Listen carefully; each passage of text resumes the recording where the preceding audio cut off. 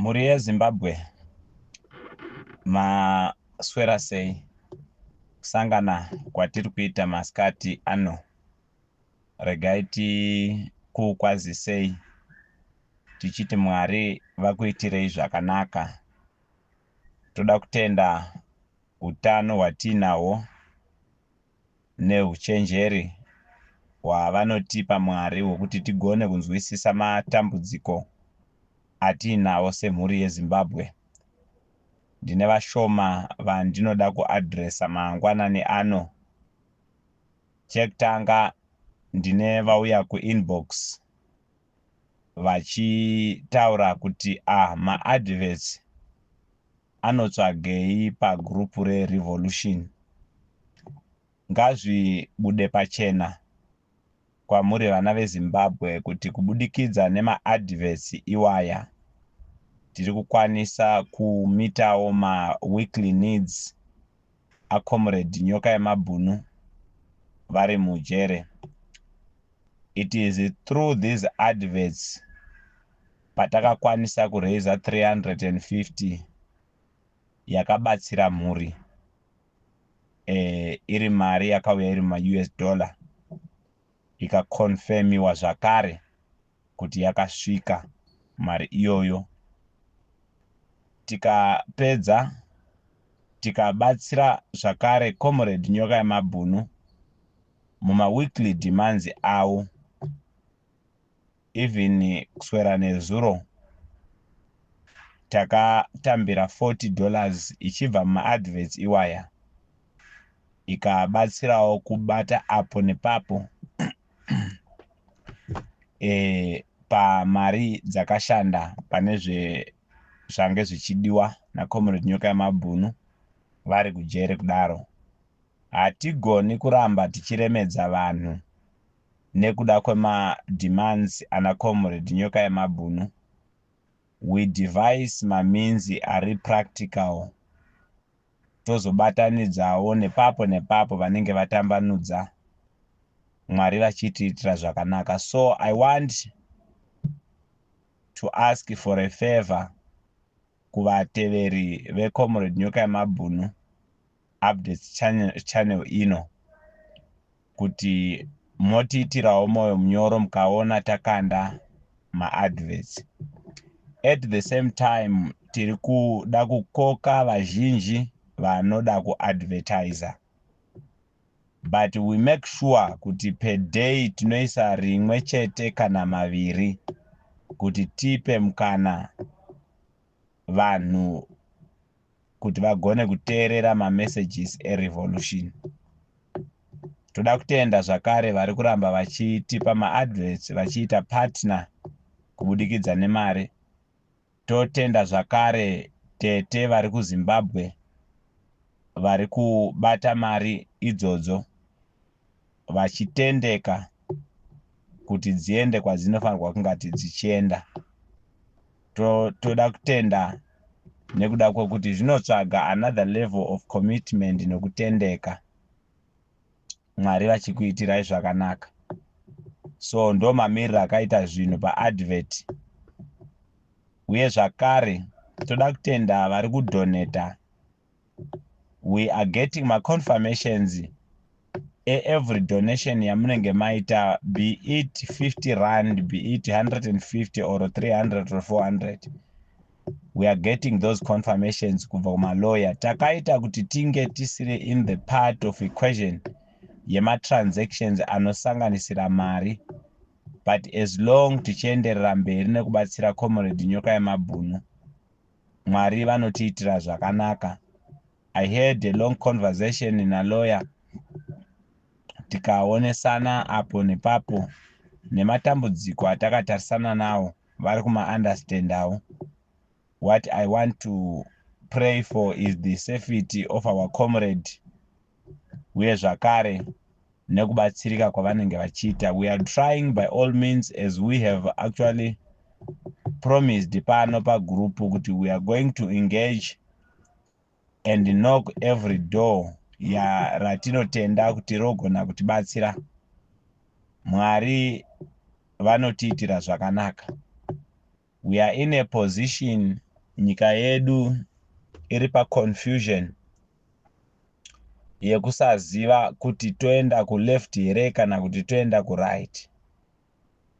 But the crisis, which is the state of emergency yatinayo muZimbabwe, is the confusion iripo over the factional fights zeZANU-PF. Ndava idzodzo, it is on a verge of putting everyone under pressure, and we are going to be very confused and vulnerable. Saka toda kuti vana veZimbabwe garai makabatana, ivai nemoyo munyoro against each other, nekuda kwekuti we are heading to another phase yekuti kana tikange tisina kuihandla zvakanaka tichaita a very bad bloodshed era isina kumira zvakanaka. Ndo saka takasarudza kuti tive ma-agents of peace and unity sevana veZimbabwe. It doesn't mean kuti zvinhu zvakatinakira nesuwo tinawo matambudziko atakatarisana nawo.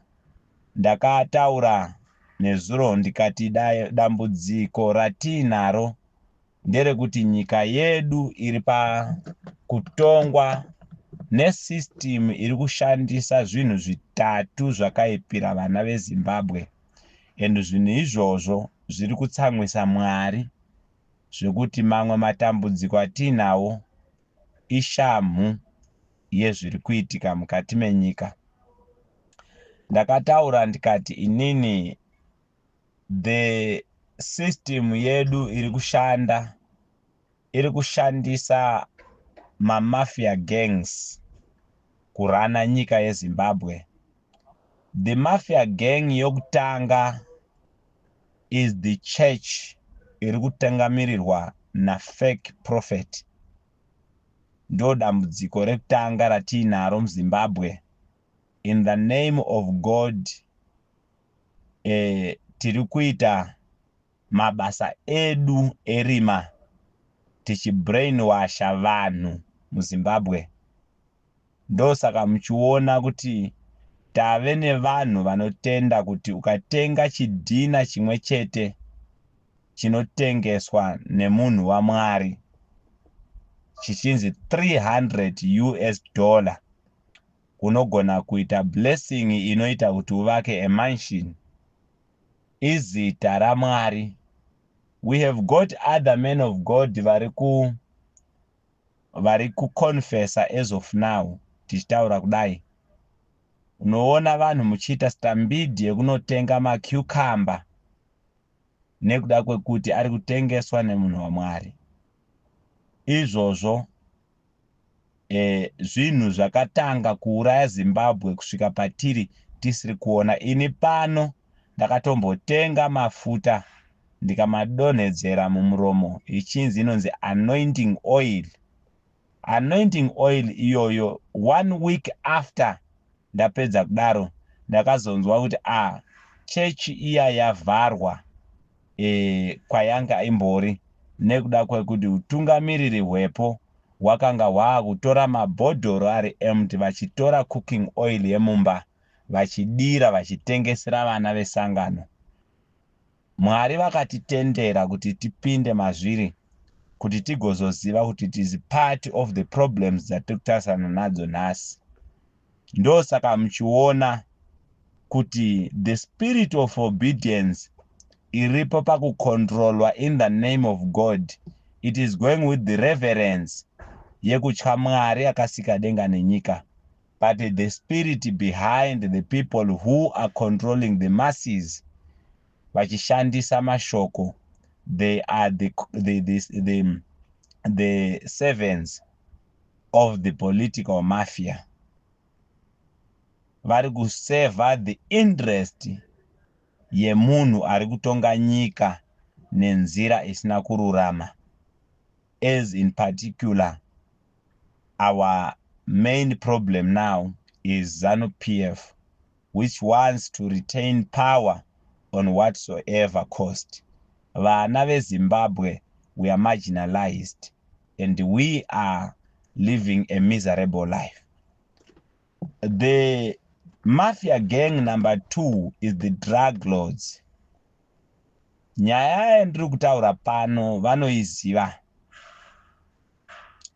Vazhinji vari kunzi ndivo ma-kingpins of the drugs in Zimbabwe. Those people are the corrupt political actors and some of them in the government. Tinozovaona vari kutengesa vachimhanya vachiita zvese.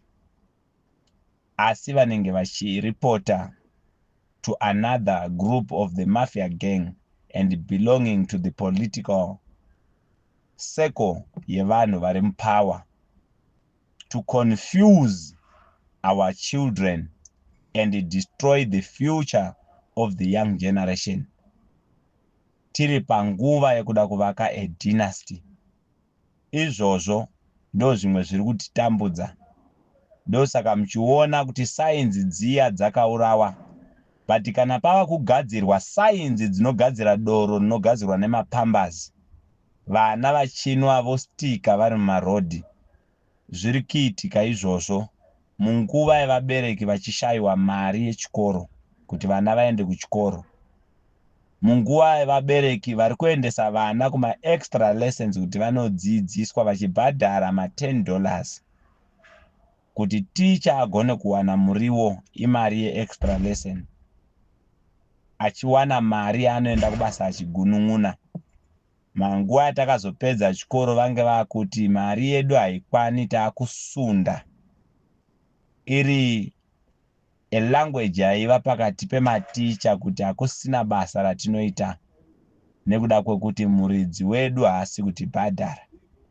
Kubva nguva iyoyo kusvikira nhasi tiri kungochema sevana. Tasvika palevel yekuti youth yedu yakuraramira kunze kwenyika.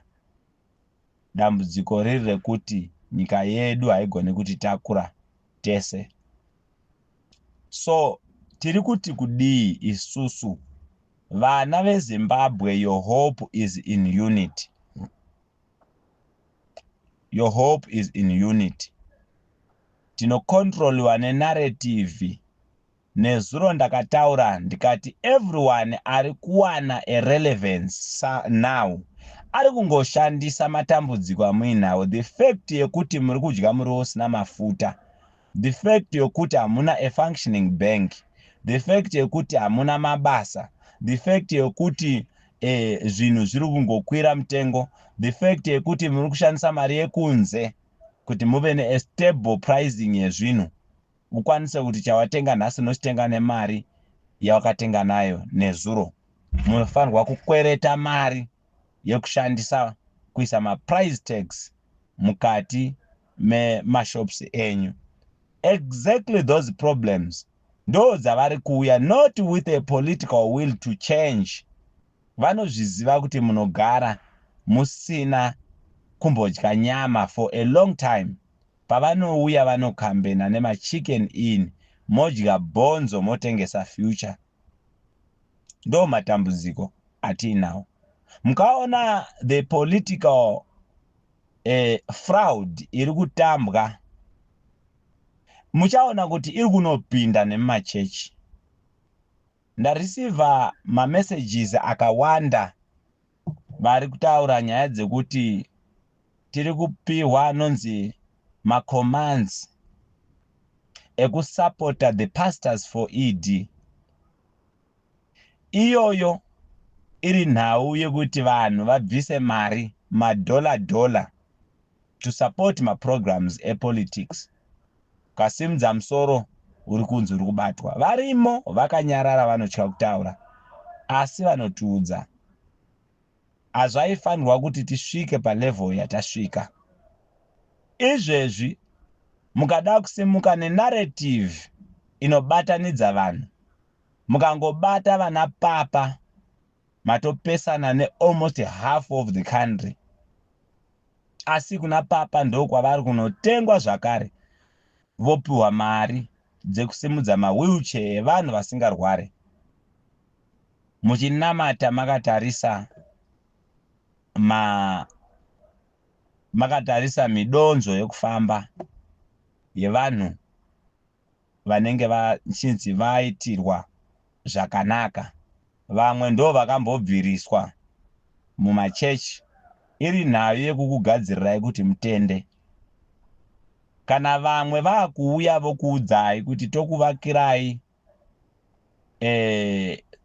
an airport kwaMuzarabani, muchafamba pamatara akanaka uye tichaisa chitima muno, munenge makutoti yes, urombo hwedu hwapera mangwana.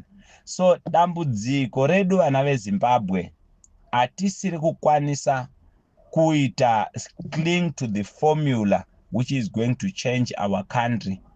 We want a quick results yatiri kungorohwa nayo chero kumachechi.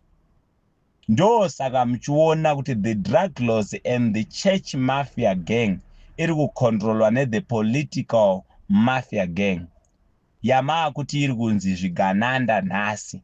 This is a well-planned formula of looting and self-enrichment yakonzera kuti vana vese veZimbabwe now you are marginalized, and this system is enshrined into the constitution. They make sure kuti avatombotyore mutemo iwoyo kuita kuti newe ukautyora vakubate.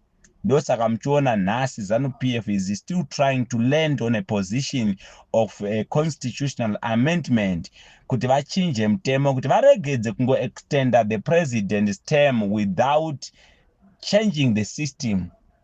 Ndava the criminal drive iri kuitika munyika iri kushandisirwa mutemo. They twist the law to suit their will.